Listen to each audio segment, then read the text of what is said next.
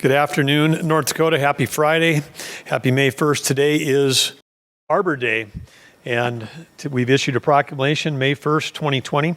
Some of you may think that Arbor Day was last week, April 24th, because it is other places in the country, but North Dakota officially falls on the first Friday in the month of May. That happens to be today on the 1st, so the first Friday of every May.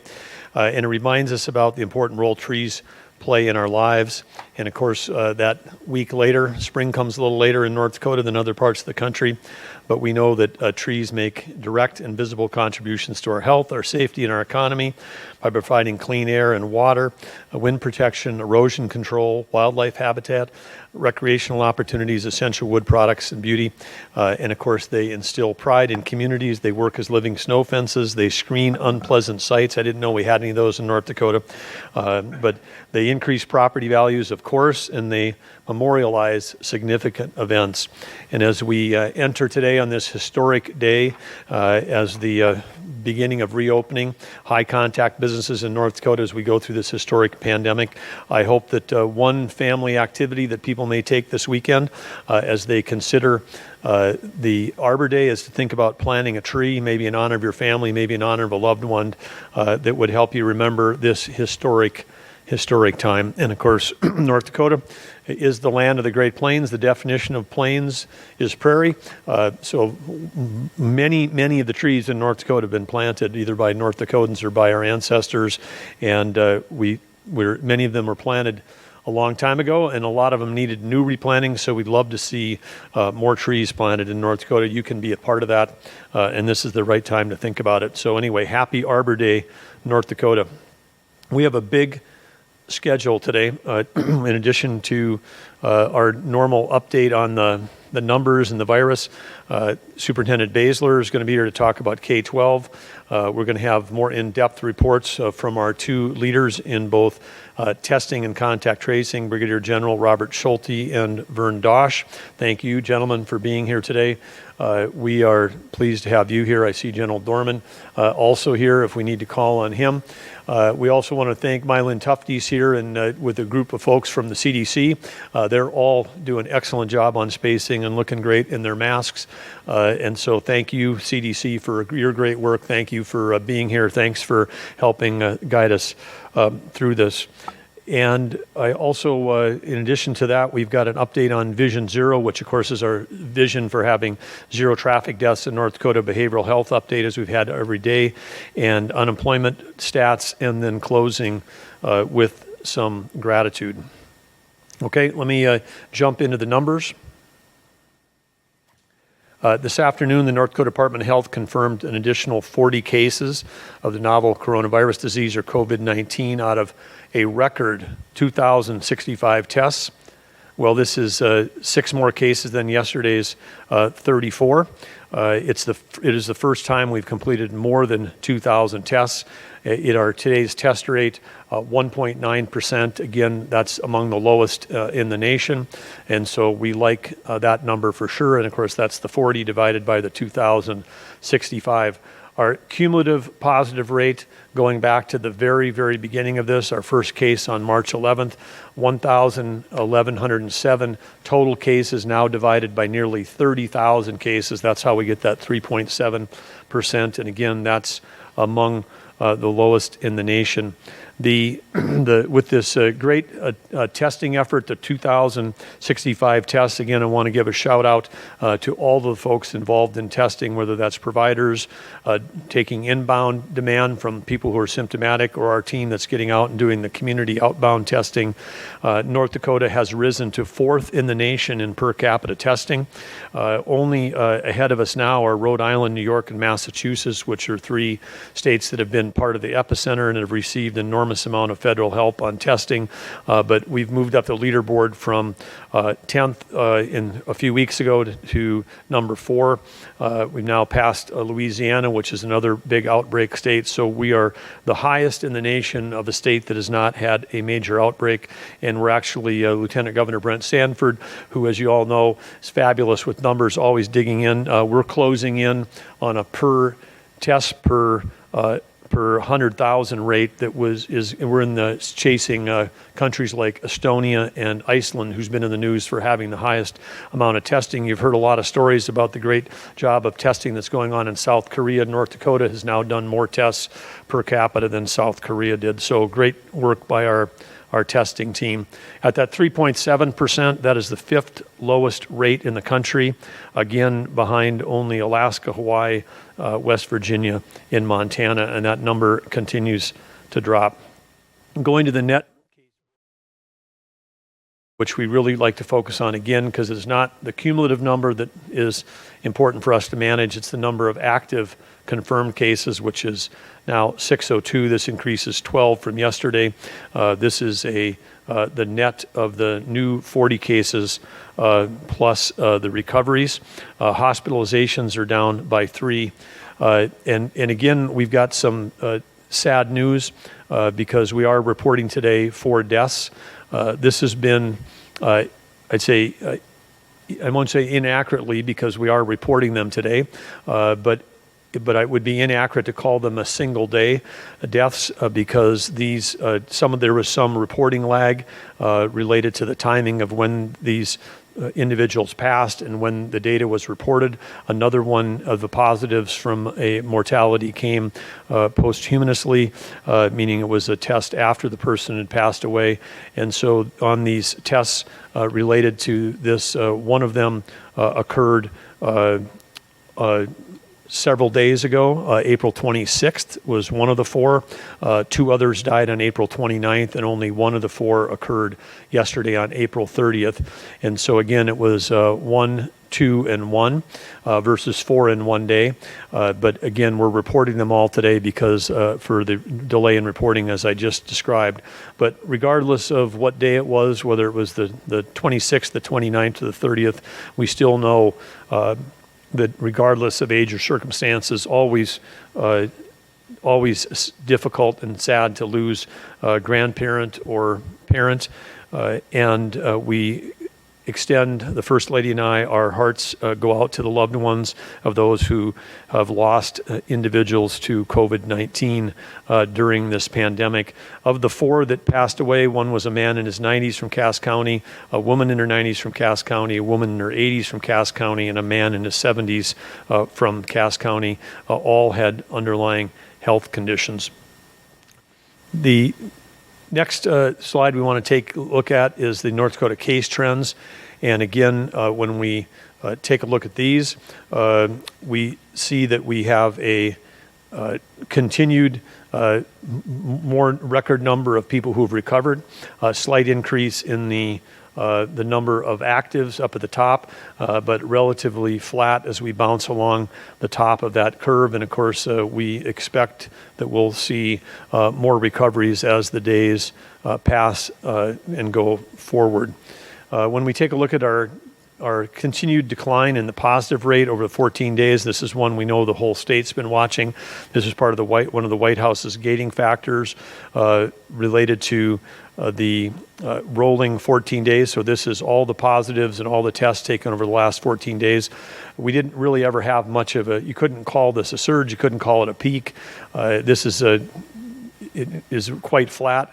If this is on a larger scale, it would really look like a straight line because we've gone basically between 5.3 up to 6.4 and then back down to 5.0. The good news is this is going down, but this continues to decline through the week, and we're happy to see the direction it's going. And the reason why it's going that direction, of course, in North Dakota relates to North Dakota SMART guidelines, which we've had out and all of you are following. We know that we've had very limited government mandates and very high individual responsibility and some fantastic performances by business owners, by faith-based leaders, by our manufacturers, by others doing a great job that have remained open during this time and worked on protecting themselves and their team members.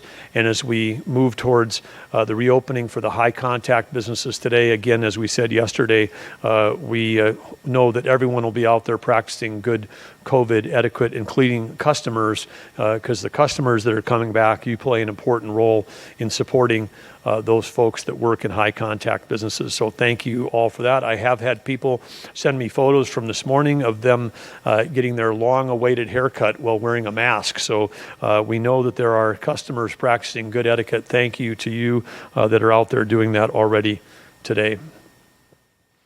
The next, I want to interject some gratitude before we go to the next topic. And the next topic is K-12, and I want to start with real gratitude to everybody involved in K-12. I get in a little emotional thinking about it because this is at such scale, it's hard to really understand. It's one thing to think about, you close schools for a storm day, that's one thing. Something the North Dakotans know about, but then we'd say, hey, well, the storm's over, let's open back up again. That's probably the metaphor that we all think of. But here at the scale, just to understand this, there's 113,000 students in public schools, almost another 7,000 that go to our private, parochial schools in North Dakota, and so 120,000.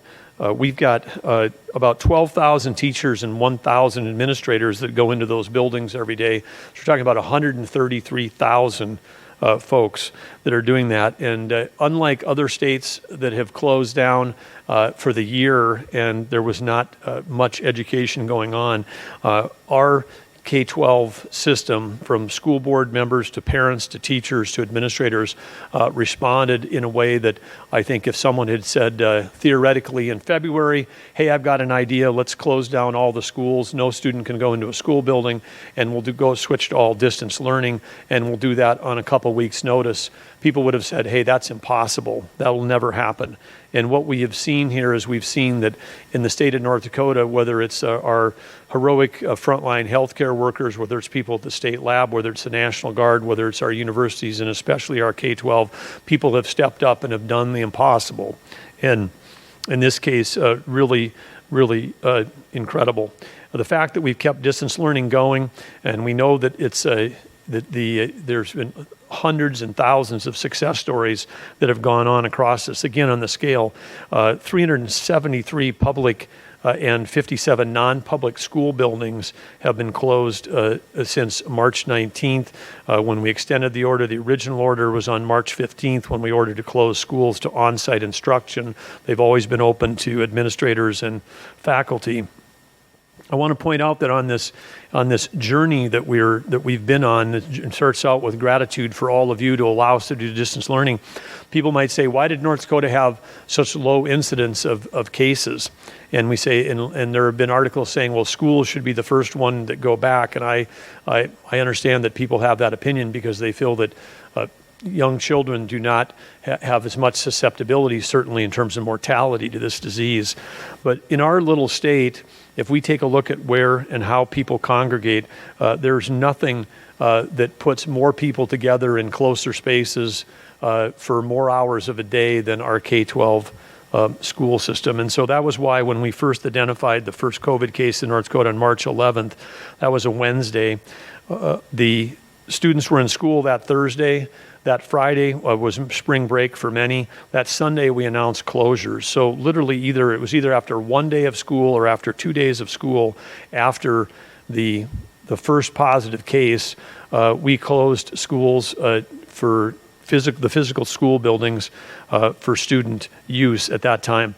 2 days after the first positive is among the fastest action taken by any state in the nation, and certainly I believe it's part of the success that we've had in really never having a surge or outbreak here. I've talked about the numbers of all of the folks that we have, here in the closure. And again, I want to say again, we had great collaboration from our tribal partners because our executive orders did not relate to the 541 students that attend Bureau of Indian Education schools in our state, or as well, but those tribal leaders often worked in close concert with us in taking the same action to protect their teachers and their students and their families.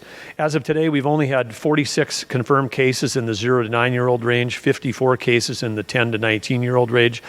Some people still think if you're under 20, you can't get this. That's 100 out of our over 1,100 cases are related to the cumulative cases that are related to people under the age of 20. Fortunately, we've only had a couple of people in those age groups, one under 10 and one under 20, who've been hospitalized. But 100 people have had it, 2 have been hospitalized. When we think about schools being hotspots waiting to erupt, and you think about buses, you think about gym class, think about cafeteria, classrooms, think about staff and staff breakout rooms. Think about vulnerable staff. Think about staff that have that may have underlying health conditions. Think about students that have underlying health conditions. And when we think about tracing and we talk about contact tracing, you'll hear more of that later. In North Dakota right now, when we contact someone who's been positive and do the interviews, on average it's between 5 to 7 people that they have had close contact with that when we follow up with. Imagine that you're a junior in high school and you became ill and you went to school, and your close contacts might be everybody in your class, everybody in gym class, everybody in choir, everybody in band, everybody on the track team. We could have been in situations where with even a few cases that we would have had hundreds and hundreds and hundreds of those. And when those cases happen, as around other states, when they had breakouts, then schools had to be closed for cleaning. And again, it becomes kind of a cascading set of challenges. So I want to say, as we understood the risks, that's why we went to quick and early closure. And North Dakota has been a shining example of distance learning. In addition to that, I want to credit the schools for keeping going on their nutrition mission as well as their special ed mission during this time. And they've continued to educate students across the state through creative combinations of online instruction and effective use of good old-fashioned books and book reports and homework. And of course, parents have been a key part of this, and so we want to thank the parents for their important role in this. So with this, we're announcing today that we're going to continue with school distance learning for the rest of the year. This is a decision to remain with distance learning was made after much deliberation. As you can see that with the size and scale of this, we're talking about over 135,000 people that would be affected directly every day, and that doesn't count family members and parents, because parents of school kids work in nursing homes. Parents of and grandparents of kids that go to school are part of that 20% of North Dakota vulnerable population. And so we had tremendous input. We worked in side by side, step by step with Superintendent and DPI, the North Dakota Department of Health, its Physician Advisory Board, school administrators, the teachers union, school board members, legislators, parents, and students all provided input into this decision. And of course, it's certainly an emotional decision to make, particularly given how emotionally connected we are to our schools and our communities and our teams. But we know that, again, that reopening for this short period of time, it would have required at least a week of planning. And we've gone through the analysis. There's a set of our schools in North Dakota, their last day is May 13th. Others are done on May 20th. Others are done on Memorial Day, depending on the school week. So there's a sort of cohort of some schools that had 1 week left, 2 weeks left, or 3 weeks left. I'm not so old that I can't remember what my last few days of school like were in the spring, or what my kids' last days of school, but there was a lot of celebration and fun and movies and turn your books in. So we know that those final few days of school weren't probably the highest learning days of the year. And so again, the risk associated with bringing everybody back in terms of potential outbreaks, including in communities where maybe we haven't been hotspots and then could become one, because these school interaction could really, it's about not only protecting the students, but protecting the whole community and the number of communities that also have long-term care and other facilities. We're thinking about the whole ecosystem here. The other thing we're also thinking about is capacity. You've heard us talk about when in the reopenings today relate to our ability to manage risk. It's not that the virus has gone away. It's not that it's still not contagious. It's not that it still isn't deadly to people with underlying health conditions. But we have been able to reduce risk by building the capacity around testing and contact tracing and targeted isolation.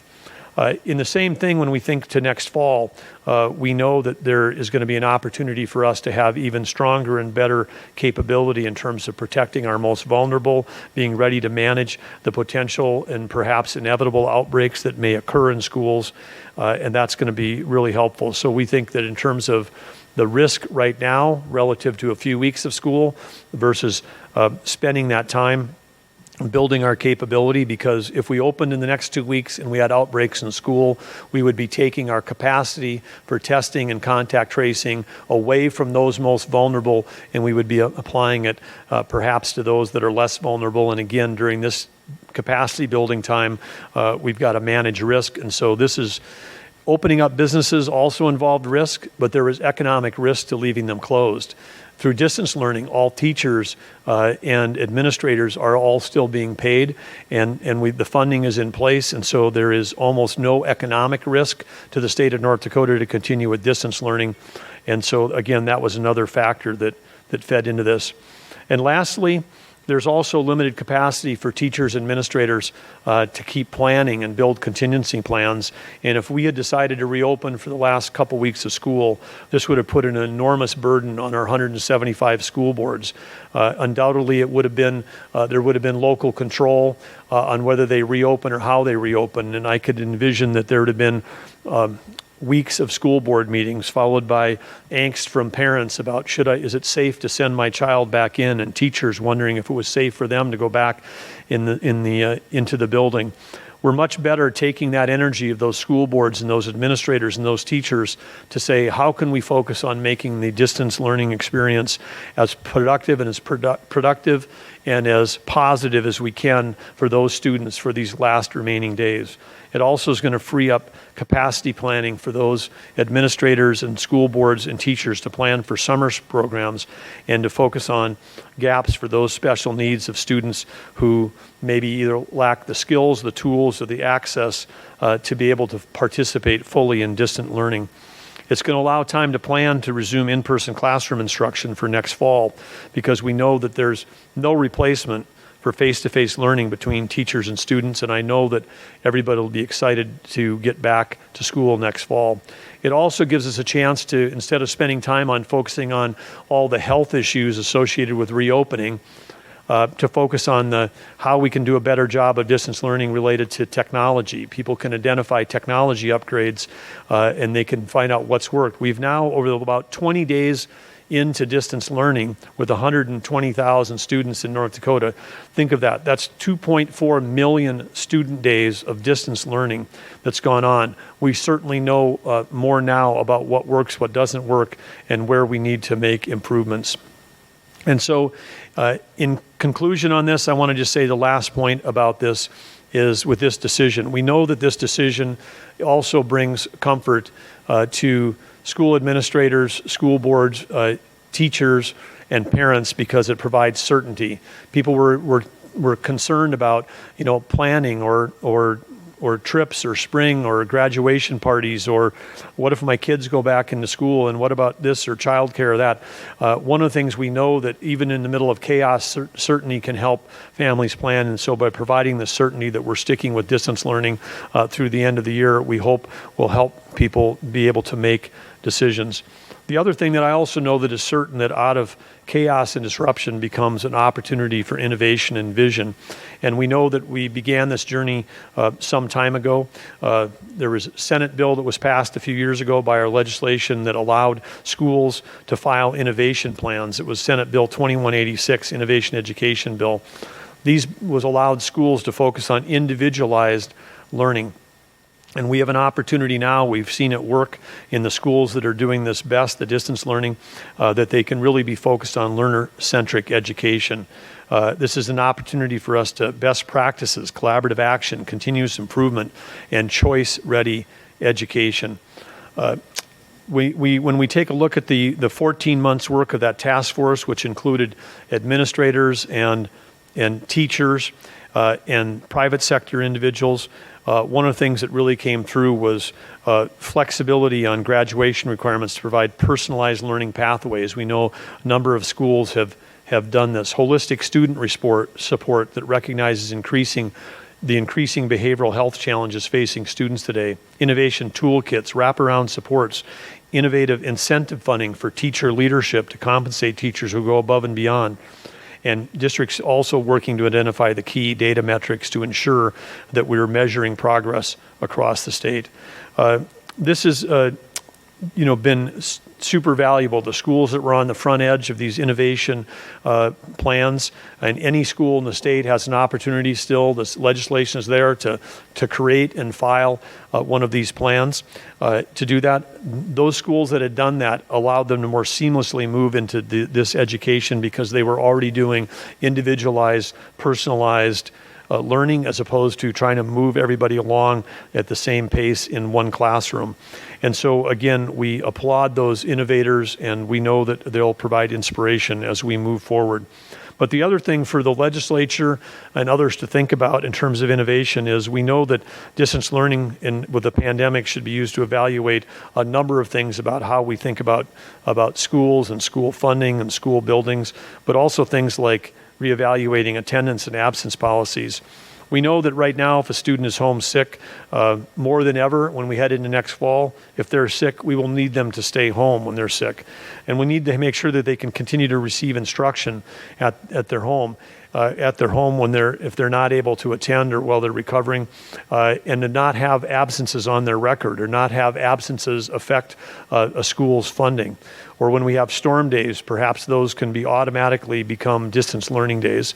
But anyway, there's a big opportunity here to improve coming out of this, but I want to put this out as both a thank you to everybody involved in K-12 for the amazing work you're doing. And as we look ahead to summer school, new ideas like acceleration academies in August to help prepare kids to get back to school or getting back into our buildings next fall, I want to issue also the challenge to everybody to keep doing the amazing work. We've led the nation in moving to distance learning. Let's take that learning and figure out how, in a student-centric way, we can have North Dakota education be the best in the country. Next up, I'd like to invite Superintendent Baesler. We're so grateful to have her leadership, her tireless leadership. I know if there's anybody that's in the building about as long as the governor's office team, it's the team up at DPI. So thank you, Superintendent Baesler, and also for all of North Dakota, we're lucky to have someone who's been a teacher, been a building administrator, and been a school board president. Few in the nation get to have an elected leader with that kind of background. But thank you, Superintendent Baesler, for the partnership. Thanks for being here today.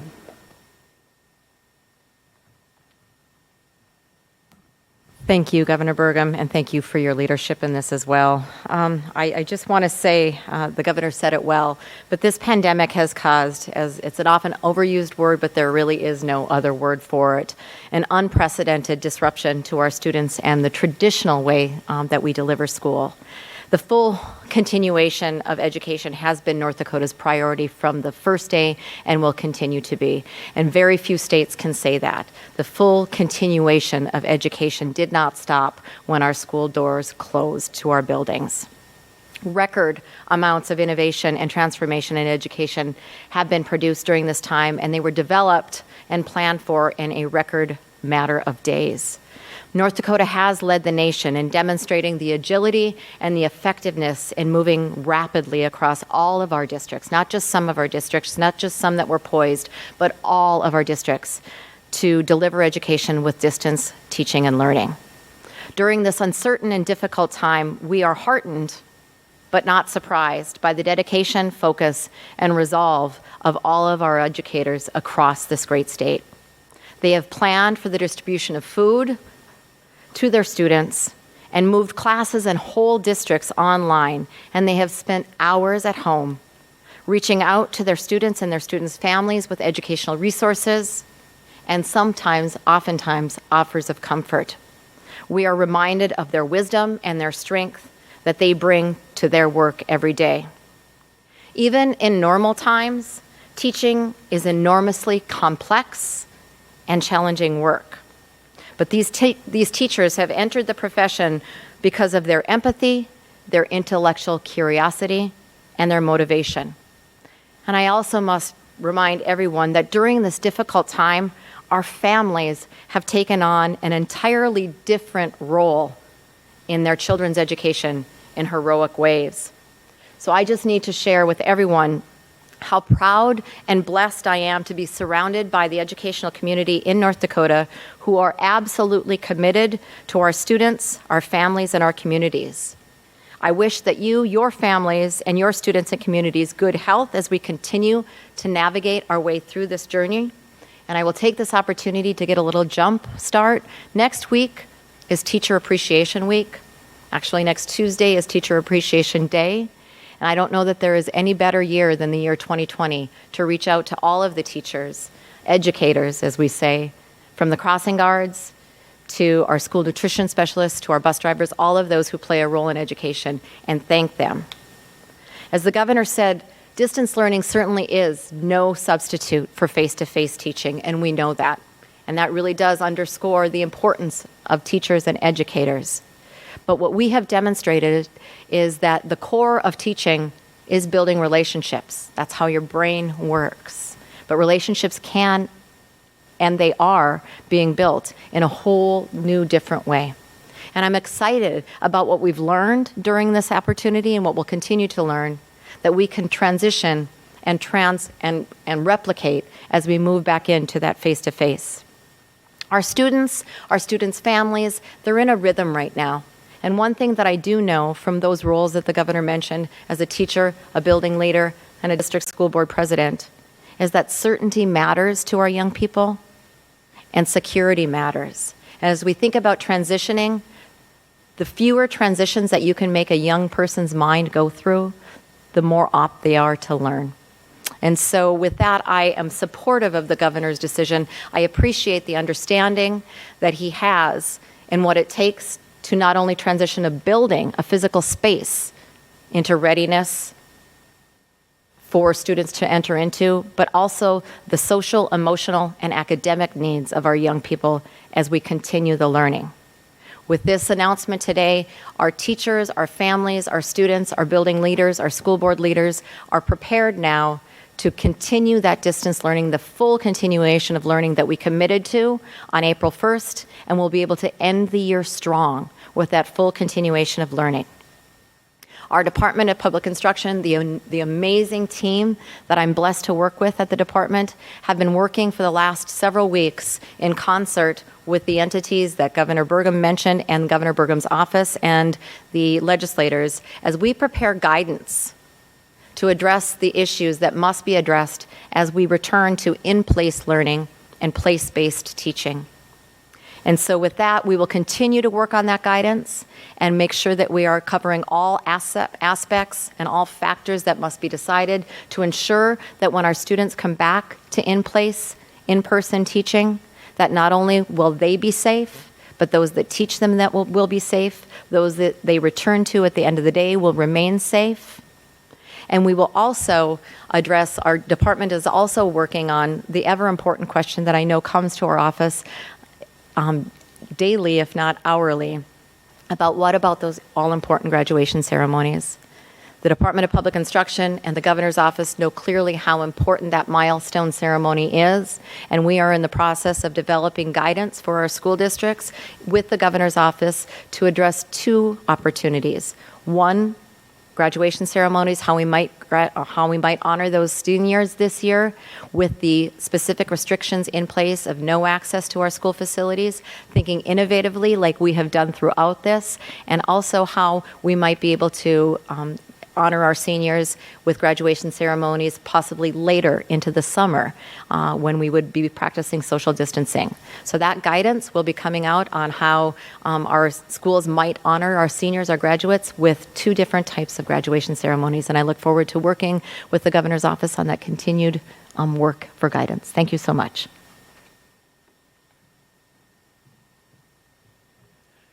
Thank you, Superintendent. And yes, I want to say it's not congratulations yet, but you're in the home stretch to those 8,000 seniors, and know that to those seniors, their parents and their grandparents, the superintendent and I are completely committed to trying to figure out a way to do the safest and healthiest possible graduation events that we can in North Dakota. And as Mike Nowatzki said, didn't want a headline saying that it's still up in the air on whether they'll be able to toss their hats on graduation day. So we want to make sure that we have that plan in place, and we're working hard on that. And we're going to take a look at everything, because we know it varies. If you're a small school district with 16 kids in your senior class, like I had in Arthur my first 16 years, that's very different than trying to manage an event for thousands of students in our larger school district. So we'll try to make something that works and is appropriate to size and scale and location across our state. But again, thank you, Superintendent, and thanks for being here today. Thanks for your partnership. Next up, we've got some great leaders that have come on board to help drive testing and contact tracing. You've seen that we're moving up on the leaderboard to number 4 in testing. We were listed as number 1 in the country in terms of capacity for contact tracing. So we've got a team that's leading North Dakota, but they're also, I like to say, leading the nation. First up is going to be Brigadier General Robert Schulte, and then he's going to introduce Vern Dosch right after that. Thank you both for being here, but General, come on up.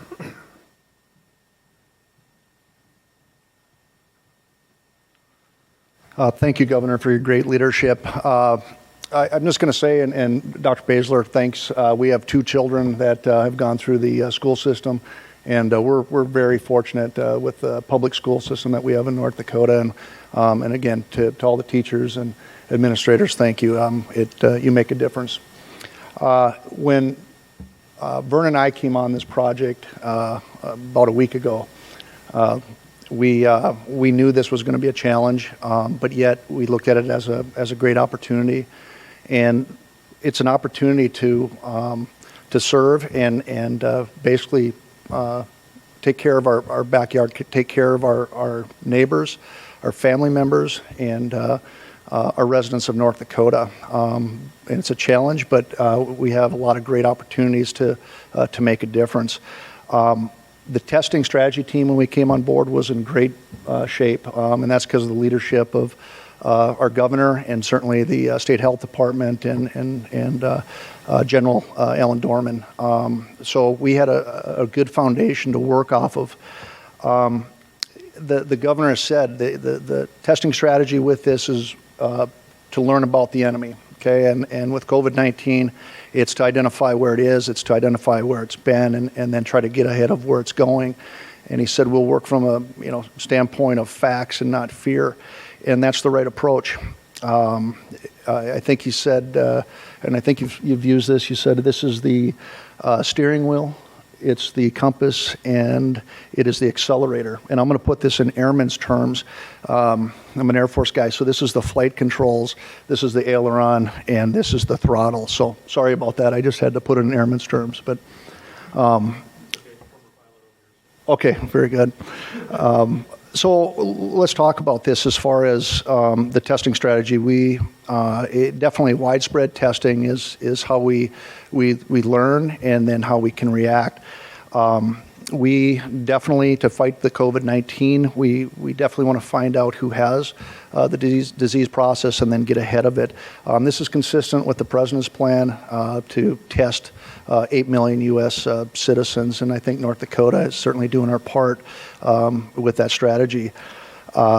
Testing is definitely critical to find out who may be spreading the disease, and certainly with some of the asymptomatic carriers, it's very important that we identify that, and then from a containment standpoint, prevent. Controlling the spread of the pandemic is very important, and this comes into what my wingman, Vern Dosch, brings to the table with contact tracing. You can't have mass testing without having contact tracing, and his skills and abilities really set this up for success. When we take a look at our strategy and how we're going to approach this, it really comes down to our priorities. Our first priority is diagnostic testing, and this is ongoing. And a lot of thanks to all the healthcare providers out there, the docs that are taking care of their patients in their communities. But that's priority number one. Priority two is certainly the vulnerable persons. We're certainly looking at long-term care, congregate populations such as group homes, corrections, and then certainly our tribal neighbors. It's very important with that when you bring in long-term care is that we have a rapid response. And that's critical, and there's a great team that has been brought on. You guys know Chris Jones and the folks that he is leading with Dr. Stahl. We got 2 super nurses, without question. They wear masks, but I think I've seen them with some capes at times, and that's Roseanne Schmidt and Jan Canfos. They're doing a great job with that priority of the vulnerable population, with the long-term care. And then we get into the mobile testing, and this is, from an operational standpoint, this has been remarkable to see what they're capable of as far as it's a joint team effort when we go out into these communities. It's a cooperation between our emergency operations, it's local public health, and then it's certainly the men and women, our airmen and soldiers that participate. But they've got this down to science. Vern and I had an opportunity to go to Fargo last week and see it in full operation, and it's impressive as far as what they're able to get through. Approximately 170 with 4 lanes in an hour, and it's well done. I want to talk a little bit too about capacity building and what goes into that. We get commonplace. I'm looking, and we start talking about 2,000 tests, and we keep ramping up 2,500, and it becomes commonplace as far as that capacity. But please remember, our state lab, the state processed approximately 195 tests prior to the COVID pandemic. And what they've been able to do is absolutely a team effort in regards to building that capacity. And it allows us to go out and test, do sentinel testing to identify, again, a little bit more about this enemy that we have, and to try to get ahead of it. There's a lot of people to thank on that, and I'm going to Major Jay Sheldon has really done a great job with this, but he's got a great co-team leaders with Department of Health and Department of Emergency Services with Amy Anton, Sherry Adams, and you've seen her several times, out and about and actually participating in every one of these mobile testing events. Julie Sickler and then Kelly Nagel. So a great effort by that team and everyone else that does that. What I want to bring up is just so you guys have some appreciation when you start talking about these numbers. There's a lot that goes into it, and there's a lot of effort from building that capacity as far as getting data input, as far as putting it into the systems, as far as building the kits, as far as getting the supplies, and this has been done by 24/7. These are folks that have come in to build these kits, and they take pride in it, because when you're going through a contact, or when you're going through testing and in a mobile testing, everything's got to be there. Everything's got to be ready, and their quality control and their quality check has been exemplary. So a lot goes into making these oral and nasopharyngeal kits, and all those. I met a young man the other night, and of course he's working the late shift, putting these kits together, and the pride, his attention to detail to get every one of these kits ready to go. We're going to get shipped out the next morning to a long-term care facility, as well as some of the mobile testing. He understands. he makes a difference as far as being able to do the capacities. So yeah, we'll start talking, as the month goes on, we'll start talking capacities of 3,000. But every one of those kits that goes into it from the time we send them out to get them back. It's an extraordinary effort by many people. What I want to leave this with, and before I introduce Vern, is that testing, and when you take a look at the capacity that we're building with this goes hand in hand with contact tracing.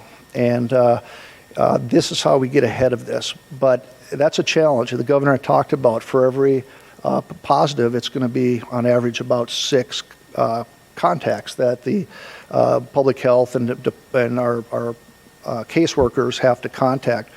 What he brings to this is a lot of the innovation and technology, and I'm going to just say game-changing technology that allows us to take on that kind of capacity and then do what we need to do with the contact tracing. So with that, I couldn't ask for a better wingman, and I'd like to introduce Vern Dosch.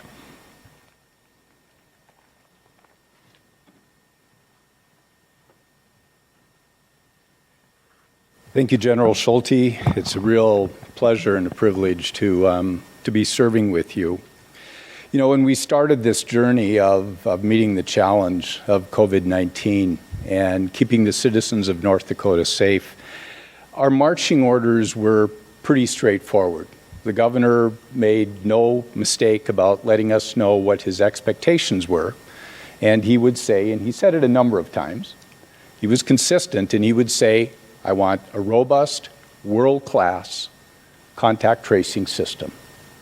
Those were our marching orders. And the team that I have the privilege of working with, we remind each other of that every single day as we go about that task. So our challenge is to reinvent the way we've done contact tracing in North Dakota. This is not new. This is not unique to COVID. Contact tracing has been used by public health for many years. It's a way of controlling infectious disease. But as General Schulte said, the scope of our challenge has changed a great deal. When we used to do 200 tests or 150 tests a day, and we had 10 contact tracers in North Dakota, the scope was very different. And we could do that fairly rudimentary by using fax machines and written forms, and we were able to get the job done doing that. But as you've heard the scope of what's happening at the state lab, going from 200 tests to 2,000 tests today, on to 3,000 and on to 4,000 this month, the scope has changed dramatically. The number of contact tracers that we used to have in the state was 10. And that was enough to meet the demand of tracing the amount of infectious disease that was going on. Today in contact tracing, we have 352 people, and that staff has been built within the last couple of weeks that are either actively in that role or are working to come up to speed through the training process. So we do contact tracing to protect the citizens. It's the very best way to stay in front of this vicious disease. But I'd like to talk just a little bit about the contact tracers. In my humble opinion, and as I've observed this, they are the unsung heroes. We can talk a lot about technology and the infrastructure that we've stood up to support these contact tracers, but they are the unsung heroes, these 300 and some individuals. They are nurses, they are retired nurses, they are people that have come out of retirement to help this cause. And they are engaged, and they have had to acclimate to a brand new system. We call it D365, that is the system that tracks today about 2,500 active cases, active individuals that are being traced, that are in various stages of hopefully recovery. These are individuals, this is the human side of the numbers that you see every day. These are individuals that are making personal calls to these individuals that are working through COVID, personal calls, gathering information, counseling them, getting their temperature, trying to help them through this process of recovery. It's critical. And North Dakota, under Governor Burgum's direction, have been very aggressive with contact tracing. Frankly, you know, there are a lot of states where contact tracing just got out of hand. They didn't have the infrastructure, they didn't have the system, they didn't have the process, they didn't have the people to meet that demand of contact tracing, and they just gave up. They just threw up their hands and said, whatever, I guess the disease will roll out as it will.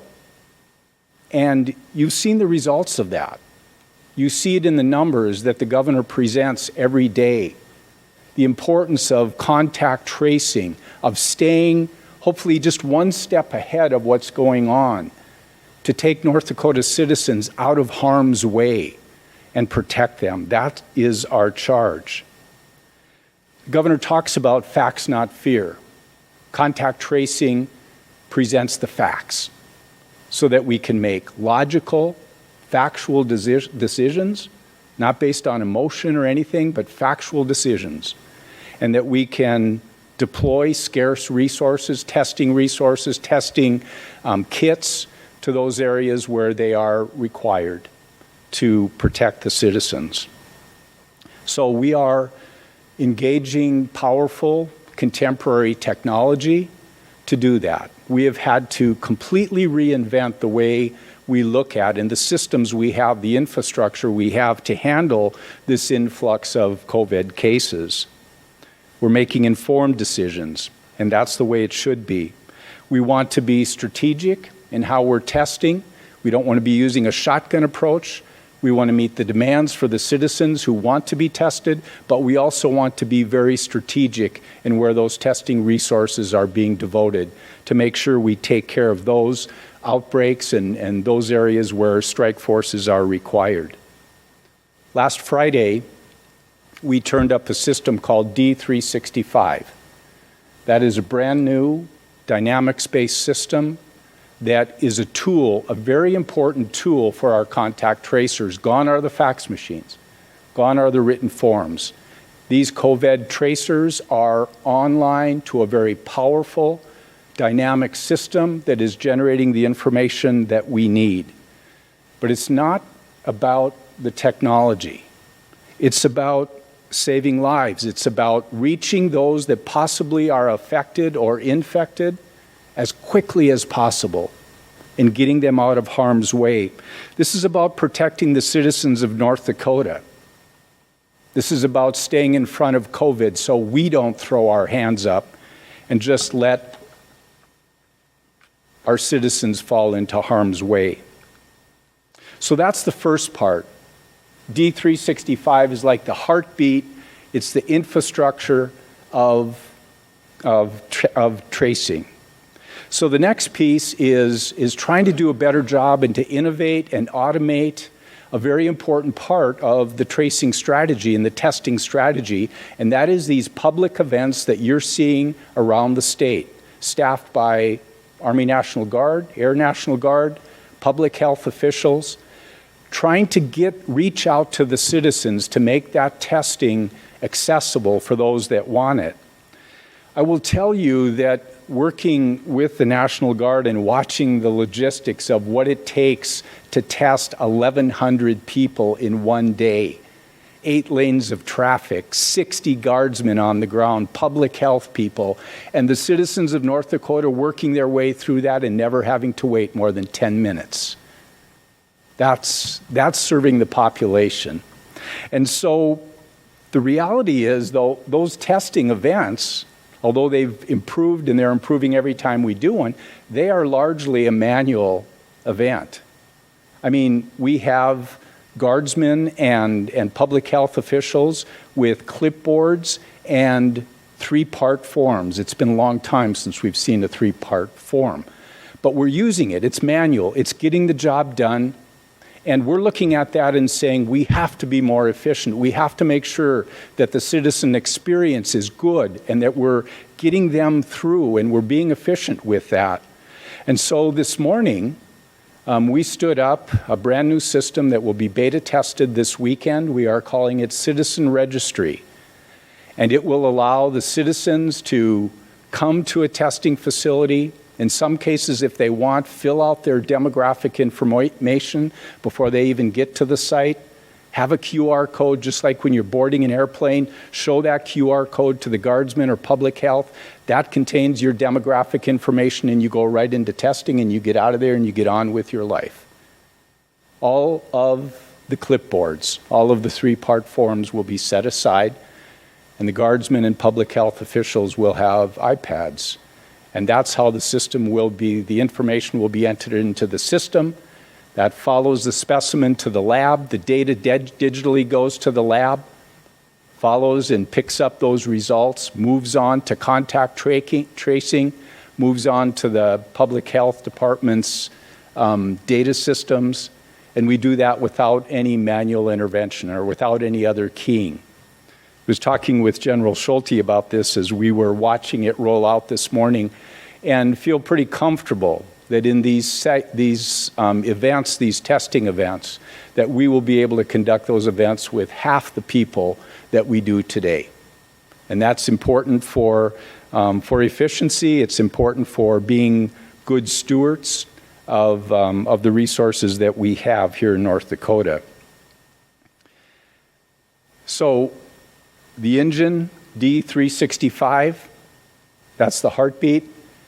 The automation of the testing events, that's an important part of serving the citizens. And the third part is something that we've talked about, and the governor has mentioned many times from this podium, and that is Care19, the app.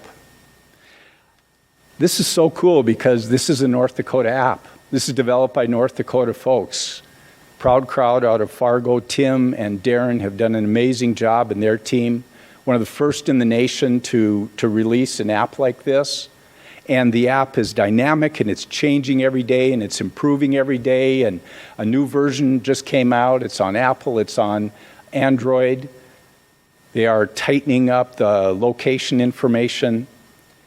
And it's amazing to see that we have 30,000 people that have downloaded that app.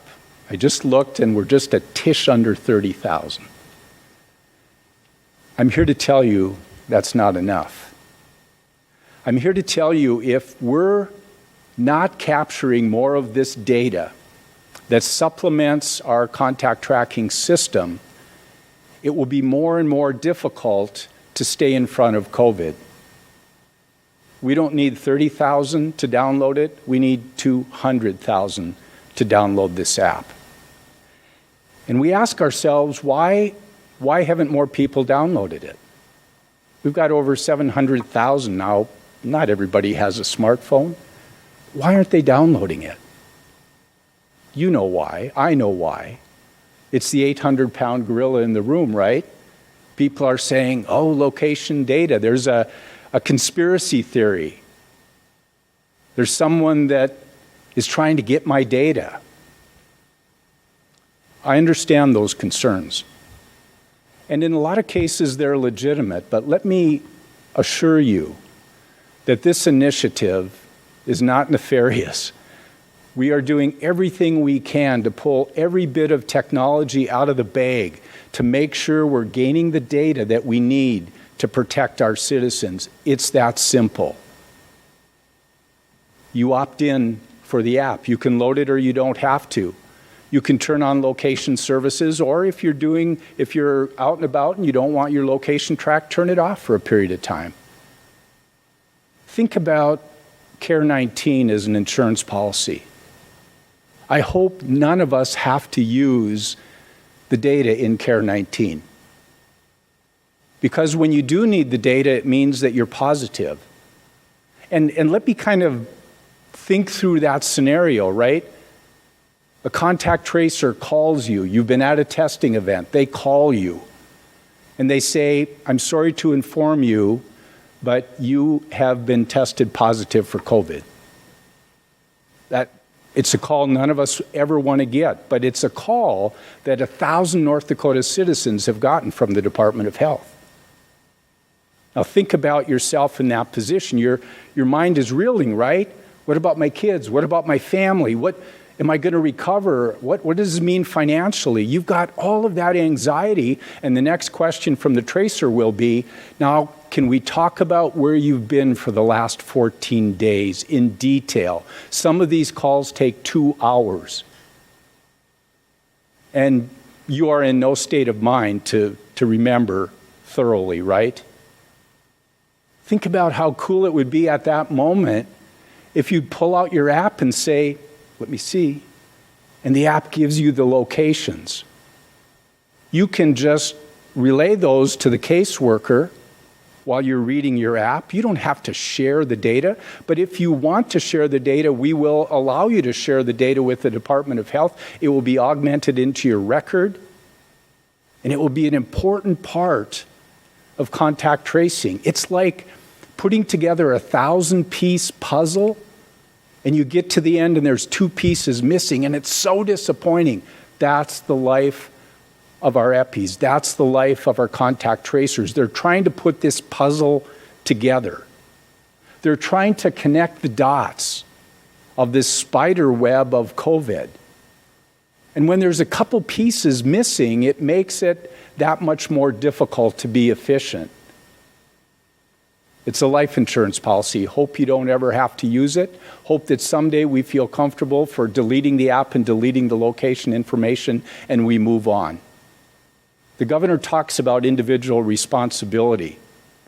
And I don't know about you, but if I was in that place of being positive and I forgot that I went to a certain place, or I forgot an individual and I didn't share that with the tracer, and for some reason that fell out of our contact tracing system and we weren't able to identify perhaps a vulnerable person or a family member or a place that we had been, and someone else gets COVID because we were neglectful in relaying that information, we would feel terrible. No one wants to be in that position.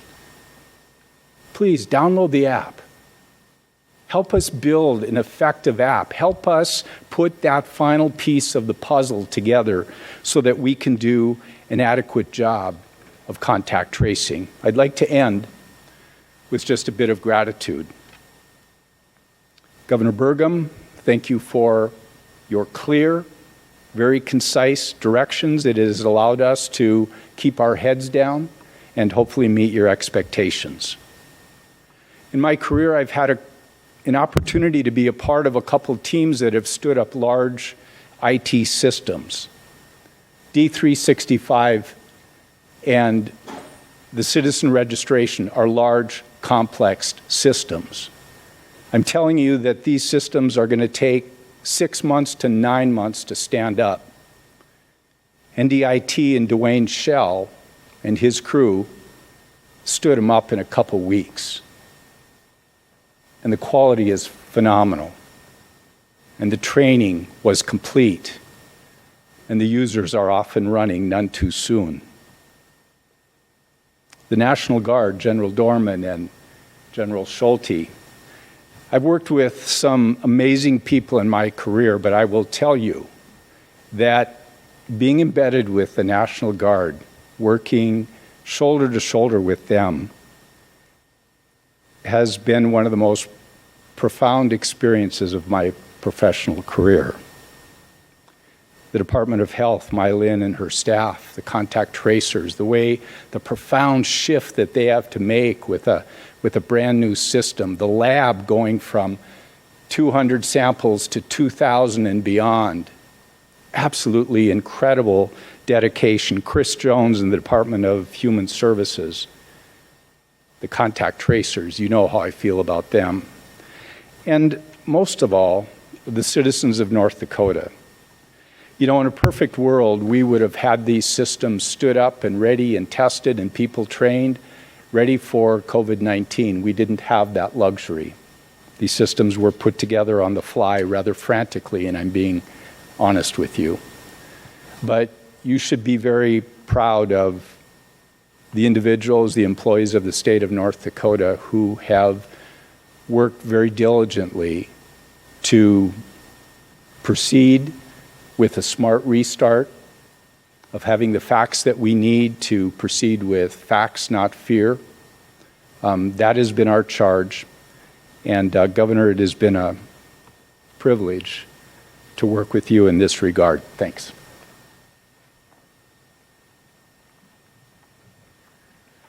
Thank you, General Schulte, and thank you, Vern Dosch. We've got the dream team there of a Brigadier General and a IT CEO working together. That's my dream team, and they're getting it done. As we've said, North Dakota's leading the way on testing and on contact tracing. They're going to both stick around for questions afterwards. Let me give you a quick update on Vision Zero. This is a reminder as we go back towards getting back to more activity, more interaction, more travel. As summertime comes around, as we head into spring work for farmers, more people on the road. We've talked about, we know that we had a huge drop of actual traffic usage in our state. In some cases that we were down 30 to 40% on the counters across the state in terms of amount of traffic. Gasoline consumption in the United States has not been this low since the 1960s. That's not good news for the oil industry, but it is an indication of, again, of this tremendous demand drop. We have put out a vision of having zero traffic deaths in North Dakota a couple of years ago. We did this with the Department of Health. We did it with the Department of Transportation. We did it with the whole of government approach. And we've had great support from these agencies and great support from the North Dakota Highway Patrol and local officials. The reason why we say this is because we know that Vision Zero stands for the idea that any traffic death is one too many. When we've asked the question, how many traffic deaths do you think there should be? It's to ask that to any individual. They might say, well, we should have less than we have now. And then if you say, well, but what if it was one and that one was a loved one of yours? Would that be acceptable or would that be too many? The answer is always that would be too many. If it's a son, a daughter, a sibling, a parent, a friend, that's one too many. And sadly, in our country, we have some years close to 40,000 traffic deaths in our country, many of them caused by impaired drivers, many caused by speed, many caused by people who weren't wearing seatbelts. But there is, with today's technology, both through education, through being able to call businesses like Uber and Lyft for a ride home. There's all kinds of ways where we can really reduce traffic deaths in North Dakota. And again, we bring this up in part because we had planned to have it on the schedule to talk about here during the time of reopening. And as we close the calendar of 2019, just 2 years after the launch of Vision Zero, we had 100 crash deaths in 2019. That was our lowest year in 15 years. And so that was very exciting. And we were off to a great start this year. But however, this past week, sadly, there have been 3 motor vehicle crash deaths and some other serious injuries, which, as you know, has been reported recently. And again, our hearts go out to those families and our prayers are with those that are in recovery. But this is, again, significantly less than the same time last year. Last year we were at 23 versus 13. I'm sure this is one of the side benefits of people having less physical travel during this time. So again, perhaps this year we can set a new record by the December 31st of fewer traffic deaths. But again, 13 is not zero. 13 is too many. And anyone who's lost a loved one this year will, I'm sure, share that. Again, 2020 crash deaths, the 13 we've had this year, same as before. Lane departure, no seatbelt use, excessive speed, or driving under the influence. When we take a look at what's gone on during this time frame, North Dakota Highway Patrol reporting an increase of speeding citations of 38% compared to a 3-year average during the same period. Apparently, the idea that there are a few people are on the road got people excited about driving faster. But again, as people come back online, as our bars and restaurants open again, we want to make sure that everybody's observing speed limits, wearing your seatbelt, and driving in a way where you're not distracted. In late March, one of our North Dakota State Troopers, North Dakota Finest, in the Minot area initiated a traffic stop on a vehicle traveling 136 miles an hour.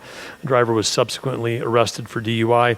Thankfully, the driver was stopped and removed before anything catastrophic occurred, but this is a great example of our North Dakota Highway Patrol staying committed. During this ongoing emergency, troopers have remained committed. They've been on the road patrolling every day. In addition to carrying out their regular duties, we give a shout out and a thank you to the team members of the North Dakota Highway Patrol. They've played a critical role in the state's response. They've participated in the transportation of test kits and PPE slides. They've collected tests back to the state when we were trying to speed up transfers. And as part of our North Dakota Smart Restart, the Highway Patrol will have extra patrols beginning today and through this weekend, May 1 through May 3rd. Again, so if you're going back out to enjoy the reopening, know that you'll be joined by increased patrols from North Dakota Highway Patrol. And again, if you do choose to consume alcohol this weekend, take personal responsibility, find a designated driver, and find a sober ride home, or call Uber or Lyft, or call a friend. 42% of North Dakota motor vehicle fatalities in 2019 last year, 42% of that 100 were alcohol related. We need to make sure that North Dakota drivers and passengers are also North Dakota smart, make sure that lives are not lost to motor vehicle crashes. And again, when we talk about motor vehicle fatalities, that also includes, sadly, some pedestrian and biking deaths, because included in this are when we have car, pedestrian, or car bike accidents. So again, as spring is out, we're going to have more people walking, more people riding bike.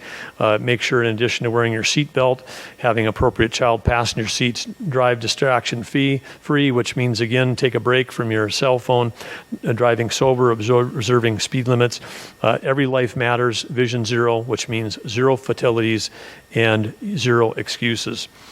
And again, thank you to the DOT, who's looking at areas around the state for road improvements to make intersections safer. And we're working in discussion with our tribes and with local officials around the state to identify those areas and change those and fix those, including roundabouts instead of four-way stops. And thank you to North Dakota Highway Patrol, who's always working to make sure that everyone's safe on our roads. Next topic, unemployment numbers. Yesterday, Thursday, regular claims 638. Today, under the pandemic unemployment assistant claims 225, pandemic emergency unemployment claims 169. So a little slower day yesterday, which is great news. Total regular claims since March 16th, 68,471. Total PUA claims since April 4th, approaching 9,000. That's 10,099.42. And the pandemic emergency unemployment claims, 10,623. Next topic is behavioral health update. And as a reminder, behavioral health resources, services, and support, they're available across the state. We've got more and more folks that are delivering behavioral health services through telehealth, and telehealth through changes with federal reimbursement is now not only more accessible, but also more reimbursable than ever. The Disaster Distress Help Hotline is a 24/7, 365-day-a-year hotline dedicated to provide immediate crisis counseling for people who are experiencing emotional distress related to any natural or human-caused disaster. Stress, anxiety, other depression-like symptoms are common reactions. And again, call 1-800-985-5990 or text TALK with us to 66746 to connect with a trained health counselor. Visit behavioralhealth.nd.gov for resources, find services and support, and for age-specific resources about talking to kids with COVID-19 and ideas to help maintain positive youth behavioral health and activities to do as a family. This weekend, there's many great ideas out at parentslead.org. And again, if you've got any kind of stress or anxiety right now, go ahead and call the disaster hotline, whether it's financial stress, weather stress, farm stress, income stress, job stress, health bill stress. Give them a call. They'll be ready to talk to you and help connect you with resources. It's all confidential. And lastly, under the good news section and the gratitude section, May 1st is not only Arbor Day and May Day, it's also May 1st is a school lunch hero day. We talked earlier about the important role that K-12 plays, their staff and the educators in caring for our children, but we're grateful also to our school lunch heroes, the cooks, and all those that work in food service, those who serve, who care for the nutritional needs in and out of school. And during the normal year, when we take all the districts, including public and private, hard to believe it, again, these numbers, 28,000 breakfasts are served each day, 87,000 lunches per day. And during this COVID closure, there are still 170 districts have continued to serve now even more, increased number, 44,600 breakfasts and lunches each day for a total of 89,200 meals a day. That's been going on this entire time. So again, we want to give a shout out to all the individuals who, in light of this COVID emergency, have rethought, redesigned the processes, how lunch and breakfast is served, and continued feeding our students in a very different distance learning environment, because we know that if you've got an empty stomach, it's hard to fill your mind. And so again, thank you for taking care of these important needs. And lastly, Superintendent Baesler talked about next week is Teachers Day, and today also happens to be National Principals Day. So as a former principal, to Superintendent Baesler and all the principals across the state, of all our elementary and secondary principals, we say thank you for your leadership at the building level to help navigate through this incredible time. And lastly, a thought on gratitude as we close out for the day. Robert Holden had said the real gift of gratitude is that the more grateful that you are, the more present you become. And I think this is a present to yourself, because the more present you are, you have an opportunity to understand and look at with awe and wonder at the incredible things that humans can do, even as we go through some of the most challenging times in our history. And so again, the more grateful you are, the more present you come. The more present you are, the more you can appreciate everything around you. So again, with that closing thought on gratitude, thank you to all the presenters today. We'll stand for some questions. Jacob edged you by a minute, Jack, so we'll go to you next, and then we'll come to this side. Governor, you announcing that schools will remain closed for the end of the year, the same day that many businesses are opening back up. You mentioned that schools have the potential to be a hotspot as part of your logic, but Main Street is reactivated earlier today. Wondering where the logic is and the consistency. Well, some of it has to do with economic risk, and some of it has to do with what we talked about today from the testing and contact tracing and the capability. We are in a position, based on our healthcare capacity, using less than 2% for hospitalization, we can dial up more risk. And by opening up businesses who are economically impaired because we mandated their closure is a way to help relieve stress and help get that part of the economy going again. As we said, with distance learning, teachers were getting paid, administrators were getting paid, there was no economic risk. But the contact risk of 120,000 school kids and 16,000 teachers and administrators all entering back into buildings, perhaps traveling there on a bus, where they've got close contact on a bus, you've got close contact in a classroom, cafeteria, and gym classes. And so then we were going through that. If we reopened, how would you do this? Would you not have busing? Well, then that creates a huge burden, because you can't, hard to have busing. You know, do you have kids separating separate on a bus? Well, then who doesn't get to ride the bus? Okay, we're going to have school, but we're not going to have gym. We're going to have school, but you got to bring your own lunch because we don't have kids in the cafeteria. Pretty soon the school doesn't look like school. And pretty soon all the effort of the administrators in the last 3 weeks of school are going towards trying to manage distance in an educational environment not built for distance. And so we would much rather, again, create that certainty for teachers, administrators, and school boards. They can pour all their energy into making distance learning great, make it better every day between now and the end of the school year, and think about summer school, acceleration academies coming back next fall, because I think we would have burned up every ounce of energy trying to figure out how to get back into schools as opposed to putting our energy into educating students. And so I think that was a key part of it. The other piece, as we said, is we're still very concerned about vulnerable populations, and we've still got some concerns about some part of our state. Today with 40 new cases, 29 of those were in Cass County. We had a high percentage yesterday from Cass County. Over 80% of the actives cases in North Dakota are in Grand Forks and Cass County. We've got 17 of the 29 long-term care facilities in the state that either have a positive from a healthcare professional that works in one of those facilities or a resident. Those are in Cass or Grand Forks County. And so we know that we've got to deploy additional testing and contact tracing efforts at Cass and Grand Forks right now. We need to do that. And if we're trying to, again, build up our testing, build up our contact tracing, tackle areas that we want to slow down, and then at the same time, we open up, not just 175 school districts, open up 500 and some buildings and then have an outbreak there.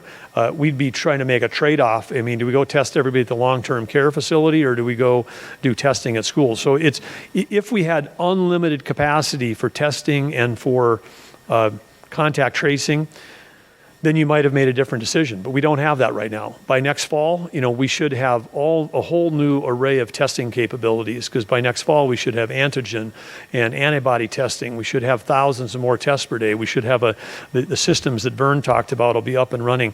And so we'll be able to, the risks will still be there about bringing the schools back, but we'll have much more ways to mitigate that risk. And by that time, we will have tested everybody in long-term care. We'll have better ways to control and protect the healthcare staff that works in long-term care. So it was about economic risk and health risk, and there was a lot of health risk and almost no economic benefit. So that was the things that we weighed. Jack? Two questions for Vern, if he doesn't mind. I'd love to have Vern answer some questions. Welcome back, Vern.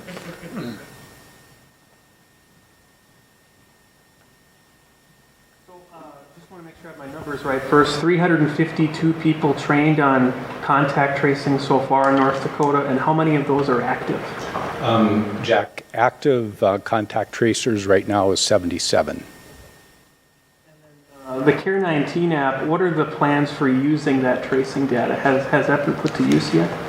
So you have the ability today, if you look at places on the app, where it will list the locations you've been. So you have the option to just verbally share those with the tracer as you're in that conversation with them.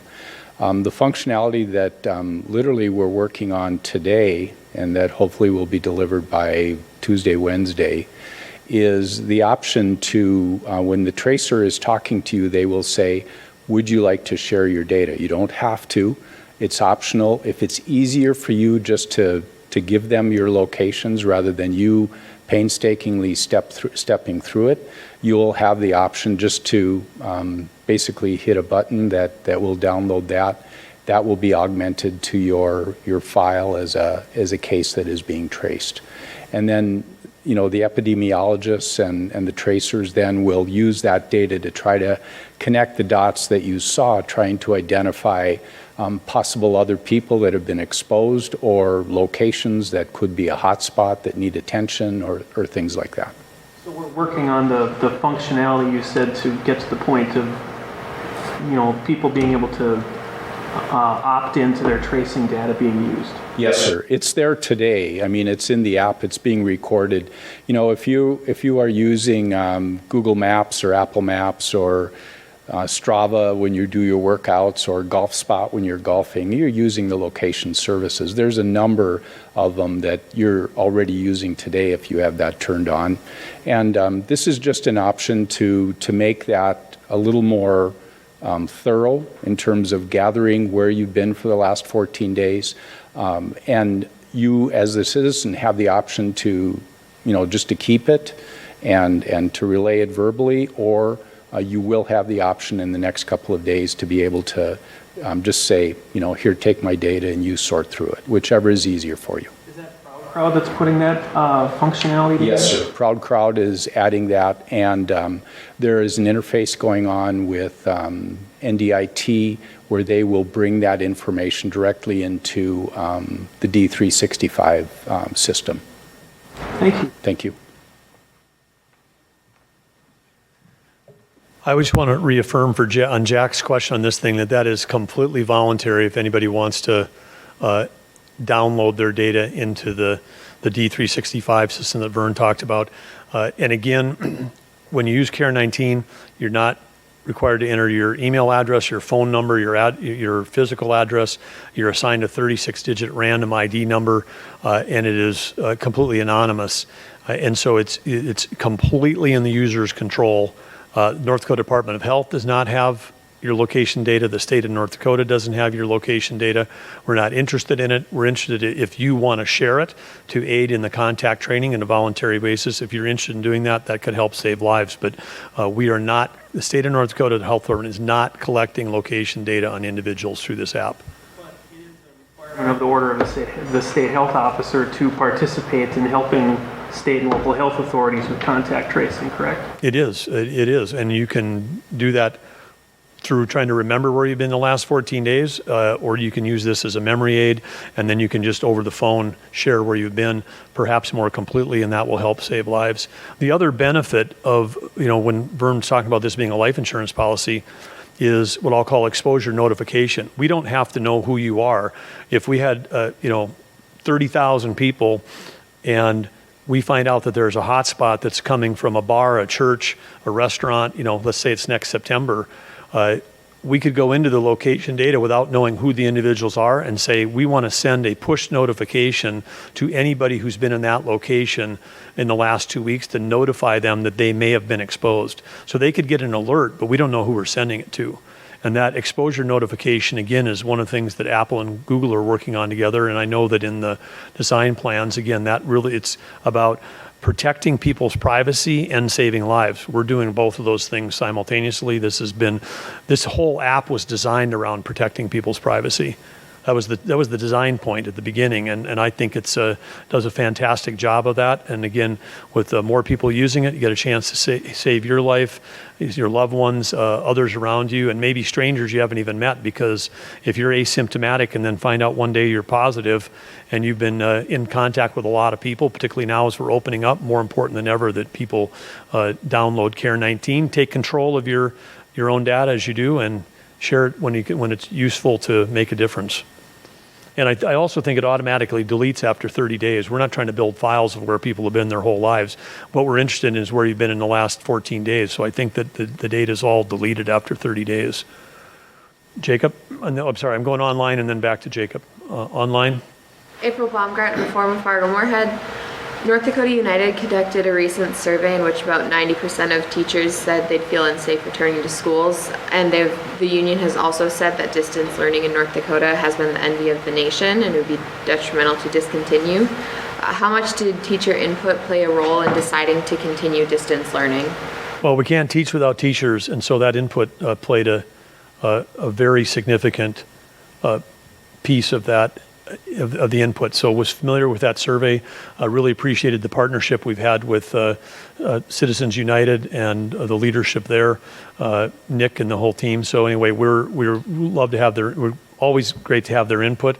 But of course, it's also school boards, ultimately the ultimate governing authority. So a lot of contact with them, school administrators and parents, because teaching from home puts an additional burden on parents. So we really tried to make a whole holistic view of that. But again, it really evolves around teachers, and so that was a key piece of input. Jacob? And then Lane after that. Either a question or for you or for the state superintendent, but in a letter to parents and students from Valley City Public Schools, the letter references that they were given a draft of recommendations and guidelines for the possibility of reopening just a few days ago. Wondering what those options or guidelines were.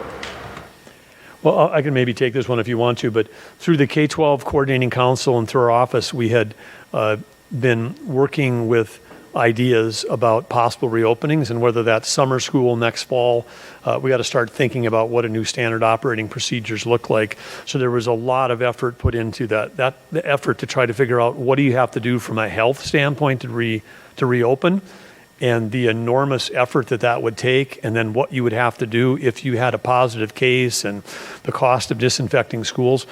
It was a fantastic exercise to go through that, and we did circulate it out. I know some folks, including members of the K-12 Coordinating Council that were involved in different school districts, saw those early drafts. We wanted to get input from them. I don't know how widely some of that may be shared, or if that was a Valley City Zone version of that, but I think that was another factor, because we could have spent all of our energy at the building level and the administrative and school board level trying to deal with health risk, and I think the kids would have been missing out on the opportunity to have even better and better distance learning happening over the next 3 to 4 weeks as we head to the end of the school year, because that could have been a gigantic distraction. But we have to keep working on those plans, because we have to work on how might we do summer school, how might we do, get back in the buildings in the fall. So that work will continue. Is that fair enough, Superintendent? Okay. Lane, and then online. Governor, I was going to ask this to Mylene, but it seems as though she stepped out. There's been some reports that some doctors saying that we need to go back out into the world to build our immune systems, because staying at home might hinder that. Thoughts on that? Well, I think certainly have read a number of those articles, and this is why I think we're in a good spot in North Dakota, where 93% of the jobs in North Dakota were either open or eligible to stay open when we kept open all of energy, all of agriculture, all of manufacturing, all of construction, all of healthcare, including elective surgery, and all of education. All that was happening from a distance standpoint. And so we are taking on some additional risk by reopening. There'll be more transmissible moments, even as we're practicing COVID etiquette this weekend. I'm sure that if people get back into bars and restaurants, and we're working hard with the business owners as customers, employees, to keep their distance, we are dialing up some risk. And with that, we may see that there may even be some case increases that start to come. But it was not about trying to keep cases to zero. It was about how do we have the fewest number of people that pass away from this, which means protecting our most vulnerable, and it means protecting our healthcare capacity. And so we're going to continue to protect healthcare capacity and protect our vulnerable, even as we take on more risk, or as we say, or as others might frame it, take an opportunity to build more herd immunity, because that'll be what's happening. So I feel like we're on that path. We were never ever shut down, shelter in place like other states were, but now as we open back up, there'll be more transmissible moments that are occurring. As we've said, a couple of things. If you're over 65, you've got an underlying health condition. If you're in the vulnerable population of any age, we advise people to just maintain extreme caution, because the virus is still there. We'll go Jack, and then online. What does the announcement today, Governor, mean for spring sports as well as summer activities like softball? Spring sports are all guided by the North Dakota High School Activities Association, and I know that they'll be, I'm sure they were waiting or watching or looking at what we were going to do, but again, they'll independently come up with that answer. And then summer sports that are, if it's a softball, as someone who enjoyed Park District amateur basketball for about 40 years and softball for about 30 years, I'm sure people will be anxiously waiting to find out if those leagues are operating again. And I think that would be up to individual park districts in terms of how they think they want to do that. I know that Legion baseball and other summer sports are governed by the Legion, and I think people are trying to figure out a way to figure out how to make that happen. And again, we encourage innovation and safe innovation around that, even if that might involve people having an opportunity to play, but limits on spectators. But again, we're open to hearing innovation around that, around all those ideas. Association board is meeting at 5 p.m. Okay. If you didn't hear that, the North Dakota High School Activities Association was actually meeting at 5 o'clock today, waiting to hear what we're doing today. So maybe there'll be more news on that. Online question? Can I do a quick follow-up to that one, and then I have one for the superintendent. Okay. So similar to with sports, large gatherings such as fairs and softball tournaments are on hold right now. Do you have an expected timeline on when a decision to allow those might happen? And this is from Gene Schemp, Hometown Radio Group in Minot, and Matt Henson of WDAY. They teamed up on that question? Gene and Each Matt? asked almost the same thing. Same thing? Okay. You know, we've been tackling the most urgent, biggest decisions we can. I mean, this week with the budget guidelines, K-12, and reopening's been a big week in terms of decision making. That'll clear some space on our ability next week to start looking at fairs, large events, and other best practices that might accompany those. So I would expect in the next week or two we'll have answers on that. I mean, I know somebody that went to McQuaid's every year for a long time, people would probably want to know when are these big softball tournaments happening. Very hard to have those and have them be effective without having crowds. So some of it's going to depend on the numbers we see in the next couple weeks, and part of what we see in the numbers in the next couple weeks is going to depend on what this amount of interaction and transmissible moments that we've interjected back into the economy starting today. It'll take us a week or two to start seeing results from that. So I would say that in set expectations, I have in other formats said to think about this in 2-week increments in terms of when we would open up. That's not necessarily when we'd give guidance, but it's going to take us about 2 weeks to know how much, whether we took on the right amount of risk or not with this level of interaction. Okay, Superintendent Baesler, question? Williston trending topics. Williston District 1 Superintendent Jeffrey Thake has been a trailblazer in innovative learning and distance learning. How did his aggressive attitude towards innovation and distance learning help your offices in the past several weeks in implementing the current plan? And have you had any surprises in the implementation? So the question was, Williston School District Number 1 is a trailblazer in innovation education. Dr. Jeffrey Thake is the superintendent up there. Tremendous great ideas, very supportive staff, very progressive staff that is always looking to do things that's in the best interest of their students and families. So the question was, how has that impacted or influenced the work? So yes, Dr. Thake is leading a great team of teachers, educators, family, community, and thinking about the way that we're delivering school differently. He did that very well. The team of the whole school district in Williston did that very well. As the governor mentioned, there's school districts like Williston that we're so proud of and we lift up all across the state. And those that may not be as bold and as prominent in those efforts, there are those success stories all across the state. And I think that's what has happened through this COVID-19. If we can think of things that are a positive that have resulted in this, I think the result has been the opportunity for us to really highlight, lift up all of those wonderful ways that we are doing education differently. And I think I've said this before, I've said this probably for the last 7.5 years to many of you.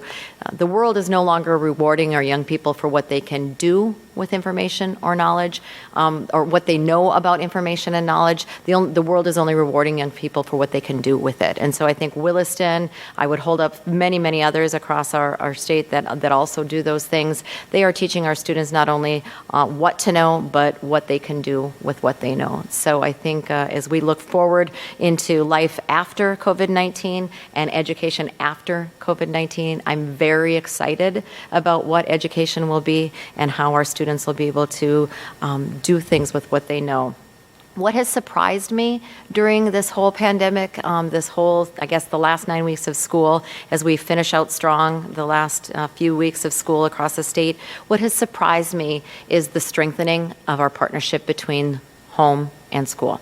And the way that our partnership has been strengthened and amplified on how important it is for our families to have that teacher in their life, and how important it is for teachers to have that family support in their life. And so not a surprise, but I guess an opportunity for us to really just celebrate that, because I don't know that that's the way that it is in every other state in the nation or every other community across all of the world. And so that hasn't been a surprise so much as it is a reason for us to celebrate and really, I guess, as I say, amplify that even more.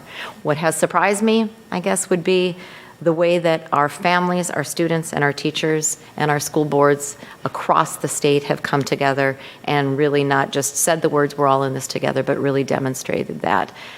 Tomorrow, I will have another meeting with my family cabinet. We've been, as you all know, I have a family cabinet, a student cabinet, and meet with administrators, elementary, secondary principals, and of course our local superintendents. And I've been meeting weekly with school board members every Wednesday night. What we are beginning tomorrow is we've developed a PK-12 alliance with members from all of those groups that I just talked about. And what we're doing is planning on how not only are we going to get through this pandemic together, but how we will leverage what we've learned during this COVID-19 to make us a better state in K-12 education moving forward. Thanks.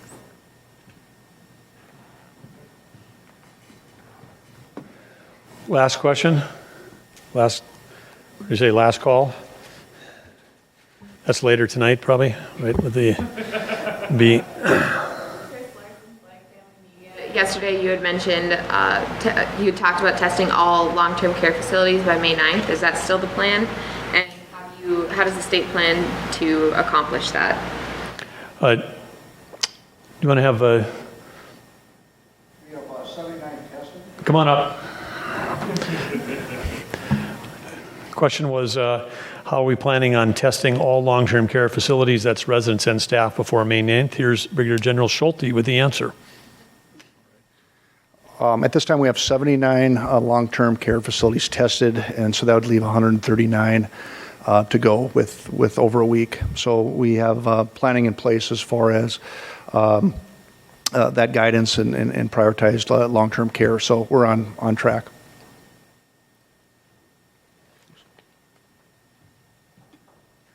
Short, accurate answers. That's why you got generals helping you out like that. We're on track. Okay, closing out for Friday. Again, as we celebrate all the great things about North Dakota, I want to thank all the folks here that have tuned in. If you're listening today, if you're watching this, if you're in the media that was here, if you're in the media and you're here also earlier today for an hour and a half earlier on the budget stuff, thank you for your diligence. Thanks for all the media that are dialing in online and asking great questions. Thanks to all the team here that is helping on getting this communication out. And I want to say a shout out to all the citizens in North Dakota as we enter into this beautiful North Dakota weekend. All the farmers that are either in the field or hoping to get in the field. Just want to say thanks to everybody for their great work during this. It's been a team effort, Team ND, the whole state working together. There's been so much North Dakota Smart activity happening at every level, whether it's in health or in education, transportation, in government, at the city, local, township, county, school board level. A lot of great things happening, park district level. So again, way to go, North Dakota. We're doing great. Be safe this weekend. And for those here, we'll see you Monday at 3:30. Have a great weekend.